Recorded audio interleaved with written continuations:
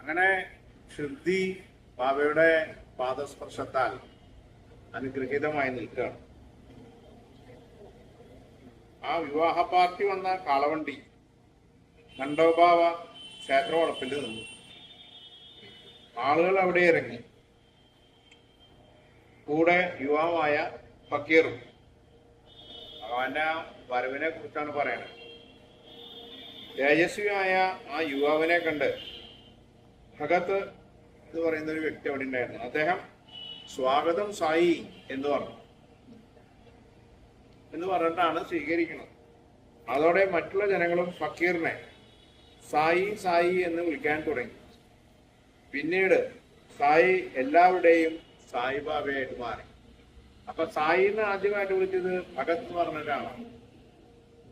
നമ്മൾ പറയില്ലേ കൂട്ടുകാരാന്നൊക്കെ പറയില്ലേ, അതുപോലെ സായി എന്ന് വിളിച്ചതാണ്. സ്വാഗതം സായി, വരൂ കൂട്ടുകാരാ, സ്വാഗതം കൂട്ടുകാരാ എന്നുള്ള നിലയ്ക്കൊക്കെ പറഞ്ഞാണ്. പക്ഷെ അവസാനം അത് ഭഗവാന്റെ പേരായി മാറി, സായി ബാബയായിട്ട് മാറി. അങ്ങനെ സായി ഷിർദിയിൽ താമസമാക്കി. സായിബാബ ഷിർദിയിൽ താമസമാക്കി. എവിടെയാണ്? ഒരു മസ്ജിദിൽ. അവിടുന്ന് സദാ സന്തുഷ്ടനായിരുന്നു. ഭഗവാൻ വളരെ സന്തോഷത്തോടു കൂടിയിട്ടാണ് അവിടെ ഉണ്ടായിരുന്നത്. ചിലപ്പോൾ അവിടുന്ന് മാരുതി ക്ഷേത്രത്തിൽ പോയിരിക്കും. അവിടെ തൊട്ടടുത്ത് ഒരു ഹനുമാൻ ക്ഷേത്രമുണ്ട്. മാരുതി എന്ന് പറഞ്ഞാൽ അറിയാലോ, ഹനുമാനാണ്. ഹനുമാൻ ക്ഷേത്രത്തില് പോവും, അല്ലെങ്കിൽ ചാവടി പോവും. അതുമല്ലെങ്കിൽ ദേവിദാസിന്റെ കൂടെ പോവും. അദ്ദേഹത്തിന്റെ അവിടെ ഒരു ആളാണ് ദേവിദാസ്. അവിടെ വളരെ ആളുകളായിട്ട് താമസിക്കുന്ന ഒരാളാണ് ദേവിദാസ്. യോഗിയായ ദേവിദാസ് വളരെ മുമ്പേ ഷിർദിയിൽ താമസക്കാരനാക്കിയ ആളാണ്. വളരെ മുമ്പേ അദ്ദേഹം അവിടെ താമസക്കാരനായിരുന്നു. ഏറെ താമസിയാതെ ജാനകിദാസ് ഗോസായി എന്നൊരു യോഗി ഷിർദിയിലെത്തി. അദ്ദേഹത്തിന് സായിയെ വളരെ ഇഷ്ടമായി. സായിക്കും അദ്ദേഹത്തെ ഇഷ്ടമായി. ഇരുവരും പരമാനന്ദത്തിൽ മുഴുകി പരസ്പരം സമയം ചെലവഴിച്ചു. കൂട്ടുകാരാകുമ്പോ സമയം പോകാൻ വേറെ ഒന്നും വേണ്ട, പല കഥകളും പറയാനുണ്ടാവും. പ്രത്യേകിച്ച് രണ്ടും യോഗീശ്വരന്മാരായിട്ടുള്ള ആൾക്കാർ. ഷിർദിയിൽ ഇടയ്ക്കിടയ്ക്ക് വന്നു പോയിരുന്ന ഒരു തപസ്വിയായിരുന്നു ഗംഗാഗീർ. അദ്ദേഹം ആദ്യം കാണുമ്പോൾ സായി തൃക്കരങ്ങളാൽ വെള്ളം കോരി ചെടിനനക്കുകയായിരുന്നു. പാത്രങ്ങളൊന്നും ഇല്ലാത്തതുകൊണ്ട് ഭഗവാൻ തന്നെ കയ്യിൽ ഇങ്ങനെ വെള്ളം കോരിയിട്ട് ചെടികൾക്ക് നനയ്ക്കുകയായിരുന്നു. സായിയുടെ തിരുമുഖം നേരിട്ട് ദർശിച്ചപ്പോൾ ആ യോഗീശ്വരൻ പരസ്യമായിട്ട് പറഞ്ഞു, ഇത് വിലമതിക്കാനാകാത്ത രത്നമാണ്. ഇദ്ദേഹവുമായിട്ടുള്ള സംസർഗത്താൽ ഷിർദി അനുഗ്രഹിക്കപ്പെട്ടിരിക്കുന്നു. ഇദ്ദേഹം സാധാരണക്കാരനല്ല. ആ യോഗീശ്വരൻ പറയാണ് പരസ്യമായിട്ട്, ഇത് വിലമതിക്കാൻ പറ്റാത്ത രത്നമാണ്. ഇദ്ദേഹമായിട്ടുള്ള സംസർഗം, അതായത് സായിബാബയുമായിട്ട് അടുത്തിടപഴകുന്നത് ഷിർദിയില് അത്ര അധികം വളരെ നല്ലൊരു അവസ്ഥയിലേക്ക് എത്തിക്കും എന്ന് പറയാം. ഇദ്ദേഹം സാധാരണക്കാരനല്ല. നമുക്ക് എല്ലാവർക്കും അറിയാം സായിബാബ സാധാരണക്കാരനല്ല എന്നുള്ളത്. പക്ഷെ അദ്ദേഹം ആദ്യമായിട്ട് കണ്ടപ്പോൾ തന്നെ അദ്ദേഹം പറയാണ്, ഇദ്ദേഹം സാധാരണക്കാരനല്ല. മഹാസിദ്ധനായിരുന്നു അക്കൽക്കോട്ട മഹാരാജാവിന്റെ ശിഷ്യൻ ആനന്ദനാഥ്. ആനന്ദനാഥ് ഇതുപോലെ തന്നെ സായിയെ കണ്ടപ്പോൾ വിസ്മയിച്ചു പോയി. അദ്ദേഹം പറഞ്ഞു, ഇത് വിലയേറിയ രത്നം. ഇപ്പോഴിത് ആരും അറിയില്ല. ഒരു കാലം വരും, അന്ന് നിങ്ങൾ ഇക്കാര്യം അറിയും. എന്റെ ഈ വാക്കുകൾ ഓർമ്മിക്കുക. ആരാ പറഞ്ഞേ? ആനന്ദനാഥ്. ആനന്ദനാഥ് പറയാണ്. അതുപോലെ ആദ്യകാലത്ത് സായിബാബ മുടി വെട്ടിയിരുന്നില്ല. ഇങ്ങനെ മുടി നീട്ടി വളർത്തിയിരുന്നു. ഒരു അഭ്യാസിയുടേതുപോലെ എന്നാണ് ഇതിൽ പറയുന്നത്. ഷിർദിയിൽ നിന്നും 9 നാഴിക അകലെയാണ് രഹട. സായിനാഥൻ അവിടെ പോയി തിരിച്ചു വരുമ്പോൾ മുല്ലക്കമ്പ്, മഞ്ഞപ്പൂക്കൾ ഉണ്ടാകുന്ന ചെടിയുടെ തൈ എന്നിവയും കൊണ്ടുവരും. തൃക്കൈകളാൽ അത് നടും.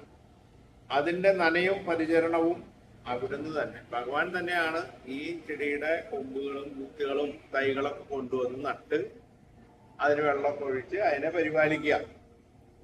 ആ സമയത്ത് ഒരു പൂന്തോട്ടക്കാരനായി നടത്തും ഭഗവാൻ. താത്യ കൊടുക്കുന്ന മൺകുടങ്ങളിലാണ് വെള്ളം കോരി ചെടി നനയ്ക്കുക. താത്യ എന്ന് പറഞ്ഞാൽ അവിടെയുള്ള ഒരു അമ്മയാണ്. അമ്മ ഈ കല ഉണ്ടാക്കുന്ന ഒരു സ്ത്രീയാണ്. നന കഴിഞ്ഞാൽ കുടങ്ങൾ വേപ്പിൻ ചുവട്ടിൽ വയ്ക്കും. ചുട്ടെടുക്കാത്ത കുടമായതിനാൽ അത് കുതിർന്ന് ഉടഞ്ഞു പോകും. ഈ താത്യ കൊണ്ടുവരുന്നത് ചുട്ടെടുക്കാത്ത, നമ്മളൊക്കെ ഇവിടെ കിട്ടുന്നത് ചുട്ട കലങ്ങളാണ്. അതുകൊണ്ടാണ് വെള്ളം ഒഴിച്ചു വെച്ചാൽ അതിന് കുഴപ്പമില്ലാണ്ടിരിക്കുന്നത്. താത്യ എന്ന് പറഞ്ഞു കഴിഞ്ഞാൽ പച്ച മണ്ണുകൊണ്ട് ഉണ്ടാക്കിയിട്ടുള്ള കുടമാണ് കൊണ്ടുകൊടുക്കണേ ഉണക്കിയിട്ട്.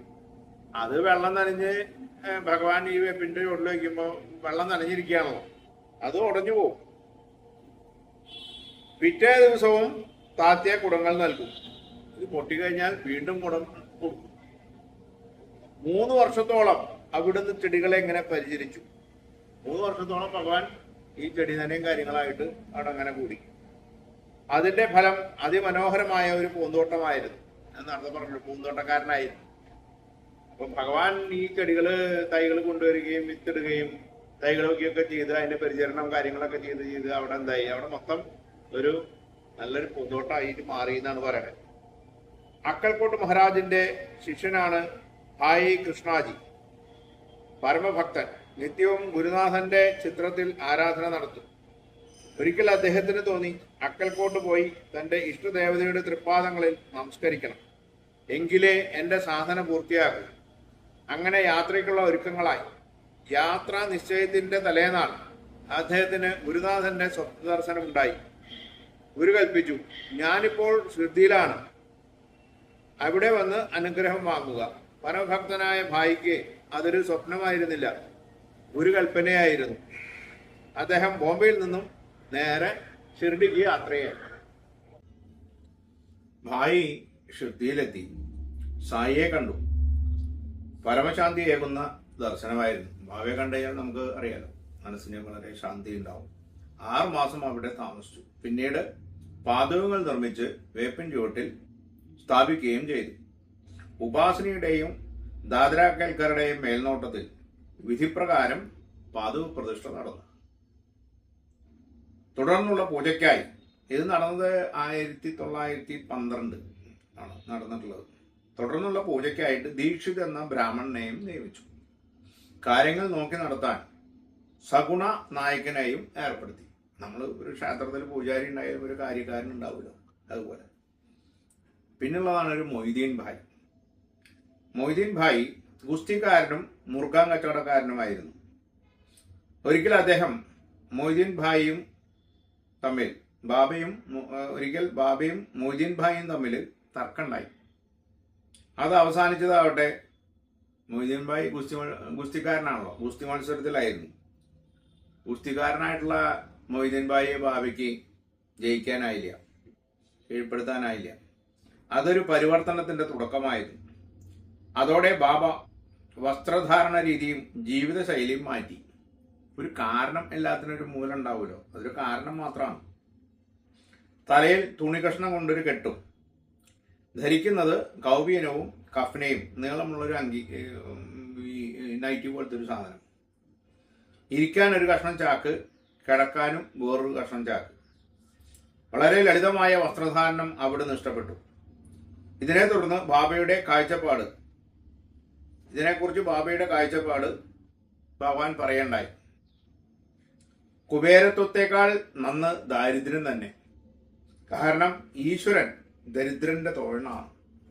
കാശുള്ളവരിനെ സംബന്ധിച്ചിട്ട് പൈസയാണ് വലുതല്ലേ. പൈസ ഉണ്ടെങ്കിൽ പിന്നെ നമുക്ക് വേറൊന്നും വേണ്ട, നമ്മുടെ കാര്യങ്ങളൊക്കെ നടക്കുന്നുണ്ടെങ്കിൽ നമ്മൾ ദൈവത്തെയൊക്കെ മറക്കും. പക്ഷെ കുറച്ച് ബുദ്ധിമുട്ടും കഷ്ടപ്പാടും ദാരിദ്ര്യമൊക്കെ ഉണ്ടെങ്കിലോ നമ്മൾ സദാ ഭഗവാനെ വിചാരിച്ചുകൊണ്ടിരിക്കും. ഭഗവാനെ രക്ഷിക്കണേ എന്ന് നമ്മളെപ്പോഴും പറയും. കുബേരന്മാർക്ക് അതിന്റെ ആവശ്യമില്ല.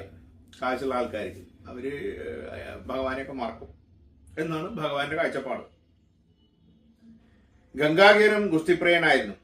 ഒരിക്കൽ ഗുസ്തിയിൽ ഏർപ്പെട്ടിരിക്കെ പെട്ടെന്ന് കടുത്ത ക്ഷീണം തോന്നി. ഈശ്വരനുമായി ഗുസ്തി പിടിക്കൂ, അങ്ങനെ ശരീരം തളർത്തുന്നതാണ് നന്ന്. ഇങ്ങനെ ഒരു അരുൾപ്പാട് തന്റെ കാതിൽ മുഴങ്ങുന്നതായി ഗംഗാധരന് തോന്നി. ഗംഗാകേർ കുസ്തി പിടിച്ചുകൊണ്ടിരിക്കുമ്പോൾ പെട്ടെന്ന് അദ്ദേഹത്തിന് ക്ഷീണം ഉണ്ടായപ്പോൾ ചെവിയിലൊരു അശരീതി, ഭഗവാനായിട്ട് കുസ്തി പിടിക്കാൻ.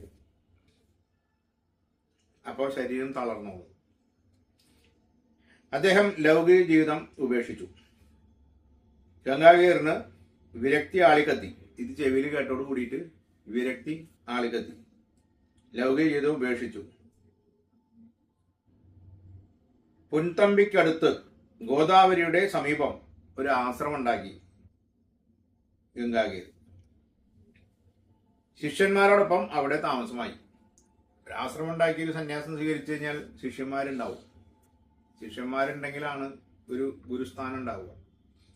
നമുക്കറിയാലോ, താഴത്ത് പ്രവർത്തകരുണ്ടെങ്കിലാണ് നേതാവ് ഉണ്ടാവുള്ളൂ എന്ന് പറഞ്ഞ പോലെ ശിഷ്യന്മാരുണ്ടെങ്കിലാണ് ഒരു ഗുരു ഉള്ള സ്ഥാനം ഉണ്ടാവുക. അങ്ങനെ ഗംഗാകേർ പുൻതമ്പിക്കടുത്ത് ഗോദാവരിയുടെ സമീപം ഒരു ആശ്രമം കെട്ടി അവിടെ ശിഷ്യന്മാരോടൊപ്പം താമസം തുടങ്ങി. പകലധികവും സായിബാബ വേപ്പുമരച്ചുവട്ടിലിരിക്കും. എന്തെങ്കിലും ചോദിച്ചാൽ ഉത്തരമേകും. ആ വേപ്പുമാരാണ് ഇപ്പോൾ അവിടെ ഉള്ളത് കേട്ടോ. ജനങ്ങളുമായി അങ്ങനെ ഇടപഴകാൻ താല്പര്യമില്ലായിരുന്നു. കൂടുതലായിട്ട് ജനങ്ങളോട് അങ്ങനെ ഇടപഴകാനായിട്ട് ബാബയ്ക്ക് താല്പര്യമില്ലായിരുന്നു എന്നാണ് പറയുന്നത്. ചിലപ്പോൾ പുഴക്കരയിലെ ബാബുൾ മരച്ചുവട്ടത്തിൽ ഇരിക്കും. ബാബുൾ എന്ന് പറഞ്ഞ ഒരു മരമുണ്ട്. ആ മരത്തിൻ്റെ ചുവട്ടിൽ ഭഗവാൻ ഇരിക്കുകയായിരുന്നു. ചില സായാഹ്നങ്ങളിൽ നിമൻഗോൺ വരെ, അവിടെ ഒരു സ്ഥലത്തിന്റെ പേരാണ്, നടന്നു പോകും. അവിടെ എത്തിയാൽ ത്രയംബക്ജി ഡെങ്കാളി എന്ന് പറഞ്ഞൊരു ആളുണ്ട്. ആളുടെ വീട്ടിൽ ചെല്ലും ബാബ. ബാബയ്ക്ക് അദ്ദേഹത്തെ വളരെ ഇഷ്ടമായിരുന്നു. അവിടുത്തെ സാഹിബിന്റെ ഇളയ സഹോദരനാണ് നാനാ സാഹിബ്. അദ്ദേഹം 2 വിവാഹം കഴിച്ചു. 2ലും കുട്ടികളില്ല. കഠിന ദുഃഖം പേര് നടക്കുമ്പോഴാണ് സായി ദർശനം ഉണ്ടായത്. ഭഗവാനെ കാണുണ്ടായി. അവിടുത്തെ കൃപയാൽ സന്താനം ഉണ്ടായി. ഭഗവാനെ കണ്ടു. ആ പ്രാർത്ഥനയിൽ കുട്ടികളുണ്ടായി. അതോടെ ബാബയുടെ കീർത്തി 10 മടങ്ങ് വർദ്ധിച്ചു. ജനങ്ങൾ ശ്രദ്ധയിലേക്ക് ഒഴുകാനും ആരംഭിച്ചു. പകൽ മുഴുവനും ഭക്തന്മാരാൽ പരിസേവിതനായി അവിടുന്ന് ഇരിക്കും. ധാരാളം ഭക്തന്മാരുണ്ടാവും. അവിടെ ഭഗവാൻ അങ്ങനെ ഇരിക്കും. രാത്രിയിൽ ഒറ്റയ്ക്ക് ദീർണിച്ച മസ്ജിദിൽ ഉറങ്ങും. ബാബയ്ക്ക് ആകെയുള്ളത് പുകവലിക്കാനുള്ള ഒരു കുഴൽ, കുറച്ച് പുകയില, ഒരു ടിൻ പാത്രം, ഇരുമ്പിന്റെ ചെറിയൊരു പാത്രം, പിന്നെ നീണ്ട കഫ്നി കുപ്പായം ഇതുപോലെയുള്ളത്, പിന്നെ ഒരു വടി. ശിരസിൽ വെള്ള തുണി കൊണ്ട് വട്ടത്തിൽ കെട്ടി അതിന്റെ തുമ്പ് ജട പോലെ പിരിച്ച് പിണച്ചിട്ടിരുന്നു. നമ്മളറിയാം, തലയിൽ കെട്ടിയിട്ട് ബാഗിൽ ഇങ്ങനെ ആ ബാക്കിയുള്ള തുണികൾ വട്ടം ചുറ്റി ഇടും. ഒരു കഷ്ണം ചാക്കിലായിരുന്നു അവിടുന്ന് ഇരുന്നിരുന്നത്. ഒരു കഷ്ണം ചാക്കിലായിരുന്നു ഭഗവാൻ അവിടെ ഇരിക്കുന്നുണ്ടായിരുന്നു മസ്ജിദിൽ. തണുപ്പകറ്റാനായി എപ്പോഴും ധ്വനി കത്തിച്ചിരുന്നു. ഈ ഹോമകുണ്ടം എപ്പോഴും ഒരു തീകുണ്ടം എപ്പോഴും ഉണ്ടാവും. അതിന് ധ്വനി എന്നാണ് പറയുക. തെക്കോട്ട് നോക്കി അഴിയിൽ കയ്യും വെച്ച് അവിടുന്ന് ചാക്ക് തുണിയിൽ അങ്ങനെ ഇരിക്കും. അവിടെ ഒരു ചെറിയൊരു ഈ മസ്ജിദ് ചെറിയ അഴികളൊക്കെ ഉള്ള ഒരു ഫ്രണ്ടില് അവിടെ അങ്ങനെ ആ തുണിയും ചാക്ക് വിരിച്ചിട്ട് അതിൽ കൈ വെച്ചിരിക്കുന്നതാണ് പറയണത്. ധുനിയിലെ തീനാമ്പുകളിൽ വിറകുകൾക്കൊപ്പം ആശയും അഹന്തയും ചിന്തയും നിരന്തരമായിട്ട് ജപിച്ചും കൊണ്ട് ഹോമിക്കും. അതൊക്കെ പോകാൻ വേണ്ടിയിട്ടാണ് ഹോമിച്ചു ഇരുന്നത്. ഭക്തർ അവിടെ വന്ന് സായീശ്വരനെ ദർശിക്കും. മസ്ജിദിലേക്ക് വരും മുമ്പ് കുറച്ചു കാലം താക്കിയയിൽ താമസിച്ചിരുന്നു ഭഗവാൻ. അതൊരു സ്ഥലത്തിന്റെ പേരാണ് താക്കിയ. അക്കാലങ്ങളിൽ അവിടുന്ന് ചിലങ്ക കെട്ടി മധുരമായി പാടി ആനന്ദ നൃത്തമാടിയിരുന്നു അത്രേ. ഭഗവാൻ അവിടെ ഇരിക്കുന്ന താക്കിയയിലുള്ള സമയത്ത് കാലിൽ ചിലങ്കൊക്കെ കെട്ടി ഭഗവാൻ നന്നായിട്ട് പാടി നൃത്തമാടിക്കൊണ്ടിരുന്നു. ആനന്ദ നൃത്തം ആടിക്കൊണ്ടിരുന്നു. ആദ്യകാലങ്ങളിൽ സായീശ്വരന് വിളക്ക് കൊളുത്തുന്നത് വലിയ ഇഷ്ടമായിരുന്നു. നമുക്ക് എല്ലാവർക്കും ഇഷ്ടമാണ് വിളക്ക് കത്തിക്കുന്നത്. ഇതിനുള്ള എണ്ണ കച്ചവടക്കാരിൽ നിന്നും ശേഖരിക്കും. അവിടെ കുറെ ചെറിയ കടക്കാരുണ്ട്. അവരിൽ നിന്നൊക്കെ ഈ എണ്ണ ശേഖരിച്ചിട്ട് ആണ് ഭഗവാൻ വിളക്ക് കത്തിച്ചിരുന്നത്. കുറെ കാലം കഴിഞ്ഞപ്പോൾ കച്ചവടക്കാർക്ക് സൗജന്യമായിട്ട് എണ്ണ കൊടുക്കുന്നതിന് താല്പര്യം കുറഞ്ഞു. സ്ഥിരമായിട്ട് ഇങ്ങനെ കുറേശ്ശെ എണ്ണയൊക്കെ മേടിക്കുമ്പോൾ അവർക്ക് തോന്നി ഇതിങ്ങനെ ദിവസവും എണ്ണ കൊടുക്കുക എന്ന് പറഞ്ഞാൽ എളുപ്പമുള്ള കാര്യമില്ല. അപ്പോൾ അവർക്ക് അതിൽ താല്പര്യം കുറഞ്ഞു. ഇനി മുതൽ എണ്ണ കൊടുക്കേണ്ടെന്ന് അവരെല്ലാം കൂടി രഹസ്യമായി തീരുമാനമെടുത്തു. കടക്കാരൊക്കെ കൂടിയിട്ട് തീരുമാനിച്ചു, ഭഗവാൻ ഇനി വന്നു കഴിഞ്ഞാൽ എണ്ണ കൊടുക്കണ്ട, വെറുതെ എണ്ണ കൊടുക്കണ പരിപാടി അവരെ അങ്ങോട്ട് എല്ലാവരും കൂടി തീരുമാനിച്ചു.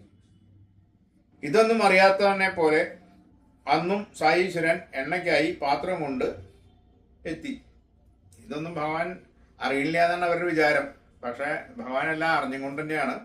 അറിയാത്ത പോലെ ഭഗവാൻ പാത്രം കൊണ്ട് എണ്ണയ്ക്കെത്തി. ആരും ബാബയ്ക്ക് എണ്ണ നൽകിയില്ല, ഒരാൾ എണ്ണ കൊടുത്തില്ല. ബാബയാകട്ടെ ഒരു ഭാവവും ഉണ്ടായില്ല. തികഞ്ഞ സമചിത്തതയോടെ അവിടുന്ന് മസ്ജിദിലേക്ക് മടങ്ങി. പതിവ് പോലെ വിളക്കിൽ തിരിയിട്ടു. എണ്ണ കിട്ടിയില്ല. ഭഗവാൻ തിരിച്ചു വന്നു. ആരോടൊന്നും വിഷമമൊന്നും പറഞ്ഞില്ല. തിരിച്ചു വന്നിട്ട് എന്ത് കാട്ടി? വിളക്കിലൊക്കെ തിരിയിട്ടു. അതിനുശേഷം എണ്ണ സൂക്ഷിച്ചിരുന്ന തകരപ്പാട്ട പരിശോധിച്ചു. കുറച്ച് എണ്ണ പറ്റി കിടപ്പുണ്ടായില്ല. അവിടെ എപ്പോഴും പാത്രത്തിൽ കുറച്ചുണ്ടാവുമല്ലോ. ബാബ അതിലേക്ക് കുറച്ച് വെള്ളം ഒഴിച്ചു. പിന്നീട് അത് കുടിച്ചു. ഈ വെള്ളം അതിലേക്ക് ഒഴിച്ച് കലക്കിയിട്ട് ഭഗവാൻ കുടിച്ചു. വീണ്ടും എണ്ണപാത്രത്തിലേക്ക് വെള്ളം പകർന്നു. ആ ടിന്നിലേക്ക് വീണ്ടും കുറച്ച് വെള്ളം ഒഴിച്ചിട്ട് അത് വിളക്കുകളിലെല്ലാം ഒഴിച്ചു. അതിനുശേഷം അവിടുന്ന് അതിൽ തിരികൊളുത്തി. എന്താണ് ഈ പാത്രത്തിലെ കുറച്ച് എണ്ണ ഉണ്ടായിരുന്നത് കുറച്ച് വെള്ളം ഒഴിച്ചിട്ട് അത് കുടിച്ചു ഭഗവാൻ. യോഗീശ്വരനാണ്. അത് കുടിച്ചു. കുടിച്ചിട്ട് കുറച്ച് വെള്ളം കൂടെ ആ പാത്രത്തിലേക്ക് ഒഴിച്ചു. എന്താ അത്? ആ പാത്രത്തിലുള്ള വെള്ളത്തിനെ ഭഗവാൻ എണ്ണയാക്കി മാറ്റി യോഗ സിദ്ധി കൊണ്ട്. എന്നിട്ട് ആ വെള്ളം എല്ലാ വിളക്കിലും ഒഴിച്ചു. മഹാത്ഭുതം, അത്യത്ഭുതം എന്നൊക്കെ പറയാണ്. കാരണം ആ വിളക്കൊക്കെ കത്താൻ തുടങ്ങി. തിരികളെല്ലാം തേജസ്സോടെ ജ്വലിക്കാൻ തുടങ്ങി. ആ രാത്രി മുഴുവനും മസ്ജിദിനെ പ്രകാശപൂരിതമാക്കിക്കൊണ്ട് ജലദീപങ്ങൾ ജ്വലിച്ചു നിന്നു. ആ മസ്ജിദ് ആകെ ഇരുട്ടാണല്ലോ, അവിടെ ഒന്നും കറണ്ടില്ല. അതിനൊക്കെ പ്രകാശപൂരിതമാക്കിക്കൊണ്ട് ഈ വിളക്കുകളൊക്കെ രാത്രി മുഴുവൻ കത്തി നിന്നു. ബാബ ചെയ്തതെല്ലാം മറിഞ്ഞിരുന്നുകൊണ്ട് ഈ കച്ചവടക്കാർ കാണണ്ടായിരുന്നു. അവരൊക്കെ ഞെട്ടിപ്പോയി. ഇത് എന്താണ്? അവര് എണ്ണ കൊടുത്തില്ല, ഇനി ഭഗവാൻ എന്താ ചെയ്യുക എന്നറിയാൻ വേണ്ടിയിട്ട് കച്ചവടക്കാരൊക്കെ പോയിട്ട് ഒളിഞ്ഞു നോക്കുകയാണ് ഭഗവാൻ എന്താ ചെയ്യാൻ പോണേന്ന്. കാരണം പൊതുവെ എല്ലാവരും ഭക്തിയോടെ ആദരിക്കുന്ന ആ യോഗീശ്വരൻ എന്തെങ്കിലുമൊക്കെ മായ കാണിക്കുന്നൊക്കെ അവർക്ക് ഉണ്ടായിരുന്നിരിക്കാം. അതുകൊണ്ട് അവര് എല്ലാവരും കൂടി ഒളിഞ്ഞിരുന്ന് നോക്കുക ഭഗവാൻ ഈ എണ്ണ എന്താ ചെയ്യാൻ പോണേ വിളക്ക് എത്തിക്കാനായിട്ട്. ഇരുട്ടാണല്ലോ. പക്ഷെ ഭഗവാൻ ചെയ്ത് കണ്ട് കച്ചവടക്കാരൊക്കെ ഞെട്ടി. അവർക്ക് പിന്നീടൊരു വഴിയേ ഉണ്ടായിരുന്നുള്ളൂ. എന്താണ്? അവിടുത്തെ ശരണം പ്രാപിക്കുക. അവരിത് കണ്ടപ്പോൾ ഞെട്ടിപ്പോയി. അവസാനം ഇവരൊക്കെ കൂടി പോയിട്ട് ഭഗവാനിലെ ശരണം പ്രാപിച്ചു. അവരെന്ത് ചെയ്തു? ഭഗവാനെ ശരണം പ്രാപിച്ച് ക്ഷമയാചിച്ചു. ദ്വന്ദ്വാതീതനായ ബാബ അവരെ സമാധാനിപ്പിച്ച് തിരിച്ചയച്ചു. യോഗീശ്വരനായ ഭഗവാൻ അതൊന്നും അത്ര കാര്യമാക്കിയില്ല. അവരെയൊക്കെ സമാധാനിപ്പിച്ച് തിരിച്ചയച്ചു. പിന്നിലൊരാളാണ് ജവഹർ അലി. പണ്ഡിതനും വാഗ്മിയുമാണ് ഈ ജവഹർ അലി. വിശുദ്ധ ഖുർആൻ മുഴുവനും നാവിൻ തുമ്പിൽ. അദ്ദേഹം വായ തുറന്നു കഴിഞ്ഞാൽ ഖുർആൻ ഫുള്ളായിട്ടും അങ്ങോട്ട് പറയാൻ ചൊല്ലാൻ തുടങ്ങും. ധാരാളം ജനങ്ങൾ അദ്ദേഹത്തെ വന്ദിച്ചിരുന്നു.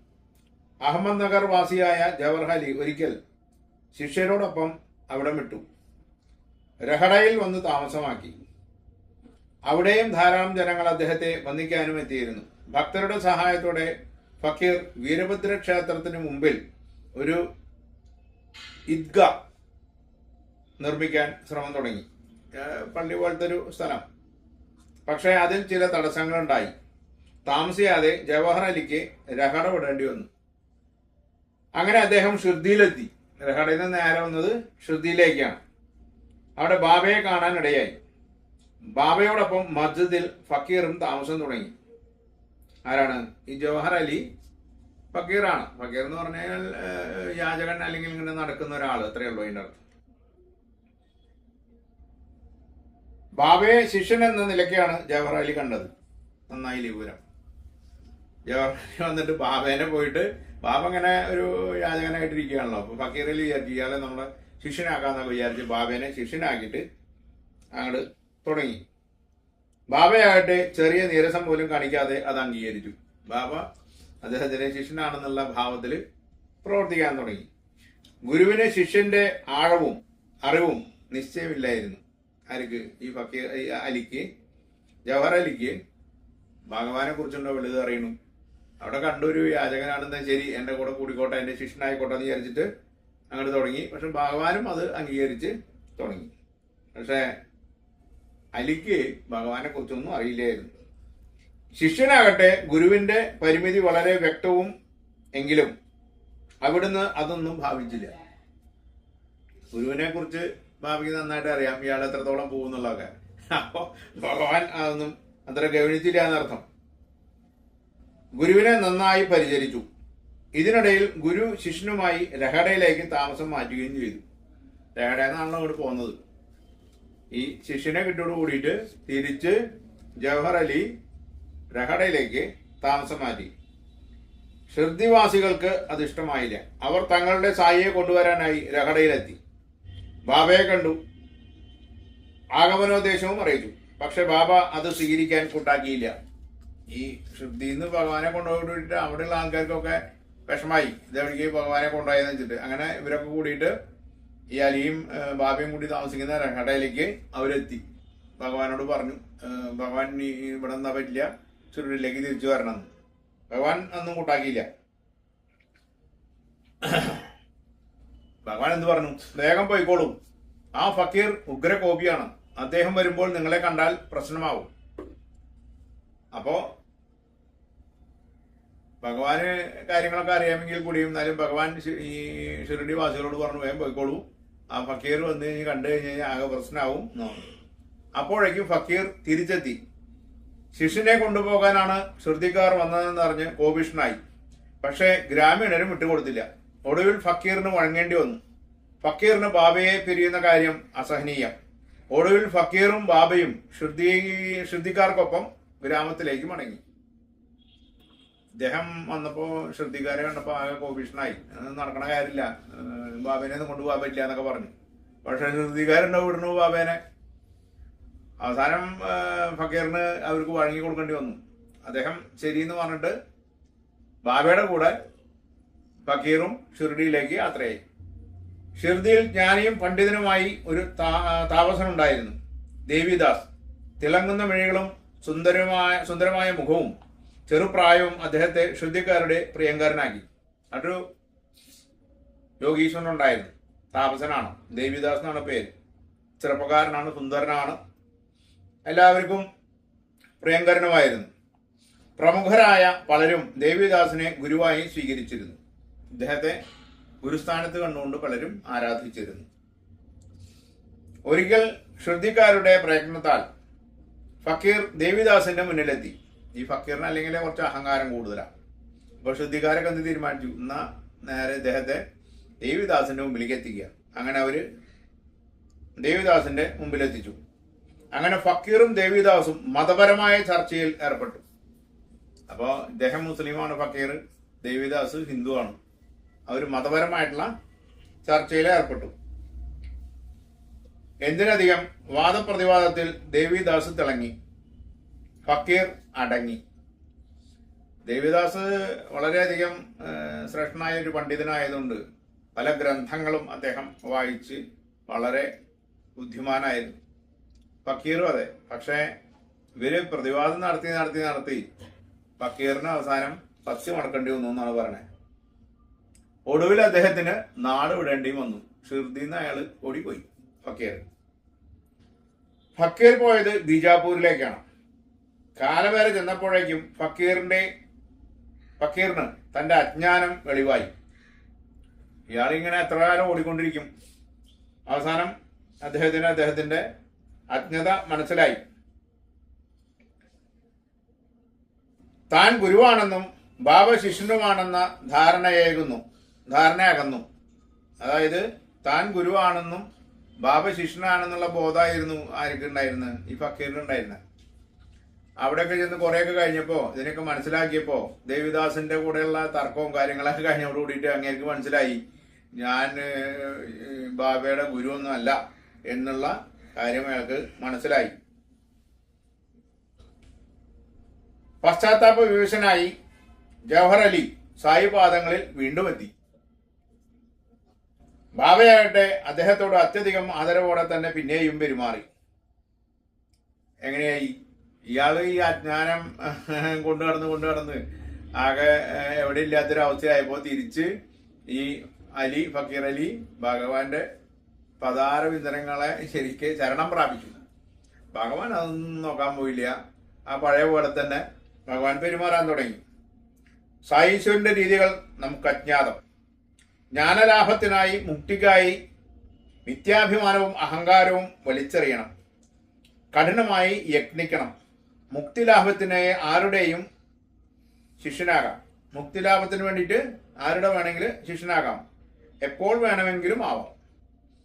സൂര്യൻ ഒരിക്കലും ഇരുളിൽ നിൽക്കാനാവില്ല. ജ്ഞാനിക്കൊരിക്കലും ദ്വൈതാവസ്ഥയിൽ നിൽക്കാനും ആവില്ല. പ്രപഞ്ചമൊന്നാകെ തന്റെ ഉള്ളിലാണെന്ന് അറിയുന്ന ജ്ഞാനിക്ക് എല്ലാം തുല്യം. ഭഗവാനെ സംബന്ധിച്ചിട്ട് വേറെ ഒന്നുമില്ല. എല്ലാവരും തുല്യരാണ്.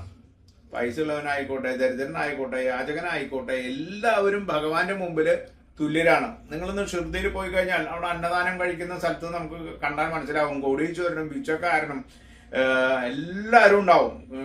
അവരെല്ലാവരും ഒരേ ടേബിളിൽ ഇരുന്നിട്ട് ഭക്ഷണം കഴിക്കുന്ന കാഴ്ച നമുക്ക് ഭഗവാന്റെ അവിടെ പോയാൽ കാണാൻ പറ്റും. നമ്മളിപ്പോ കല്യാണത്തിനൊക്കെ പോയി കഴിഞ്ഞാൽ ഈ യാചകന്മാരായിട്ടുള്ള ആൾക്കാരെ ആരെങ്കിലും അവിടെ ഭക്ഷണം കഴിക്കാൻ കാണും. അല്ലെങ്കിൽ അമ്പലത്തിന്റെ ഉള്ളില് നമ്മള് ഊട്ട് നടത്തുമ്പോൾ, പ്രസാദ ഊട്ട് നടത്തുമ്പോൾ റോട്ടിൽ കിടക്കുന്ന കുളിക്കുകയും അല്ലെങ്കിൽ ഒന്നും ഇല്ലാതെ നാറി നിൽക്കുന്ന ഒരാളെ നമ്മൾ അമ്പലത്തിന്റെ ഉള്ളിൽ കെട്ടിയിട്ട് ഭക്ഷണം കൊടുക്കുമോ? ഇല്ല. പക്ഷെ ഭഗവാന്റെ മുമ്പില് ഇവരെല്ലാവരും ഒന്നാണെന്നാണ് ഈ അധ്യായം പറയണത്. ഓം ജയ് സായിറാം. നമഃ ശിവായ.